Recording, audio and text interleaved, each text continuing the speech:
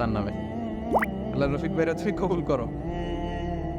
গোলাম কবির চৌধুরী আল আজহারি আসতে পারে নাই, আমার বন্ধু মানুষ, একসাথে পড়াশোনা করেছি। এরপর আমার এক মিতা মিজানুর রহমান আতিকি আমার আগে আলোচনা করেছে, আল্লাহ তাকেও তুমি কবুল করো। সালাত নিয়ে কথা বলতেছিলেন। সালাত আউয়ালু মা ইউহাসাবু বিহিল আবদু ইয়াউমাল কিয়ামাতি আস-সালাহ। কিয়ামতের দিন সর্বপ্রথম হিসেব নেওয়া হবে নামাজের, সালাতের। সালাত চিনেন তো? কুরবানির গোশত খাওয়ার মাঝখানে যেটা খায় ওইটা, হ্যাঁ? এটারে বাংলায় আমরা নামাজ বলি। কি বলি? নামাজ। বিশ্বনবী ইন্তেকাল করবেন, রূহ বের হয়ে যাচ্ছে, 2-3টা শব্দ বললেন, এর মধ্যে একটা ছিল সালাত। আর সালাত উম্মতেরা নামাজ, নামাজ, নামাজ ছেড়ে দিও না। ওমা মালাকাত আইমানুকুম। মানুষ ইন্তেকালের আগে শ্বাস বের হয়ে যাচ্ছে, রূহ চলে যাচ্ছে, ওই মুহূর্তে কি জরুরি কথা বলে নাকি ফালতু কথা বলে?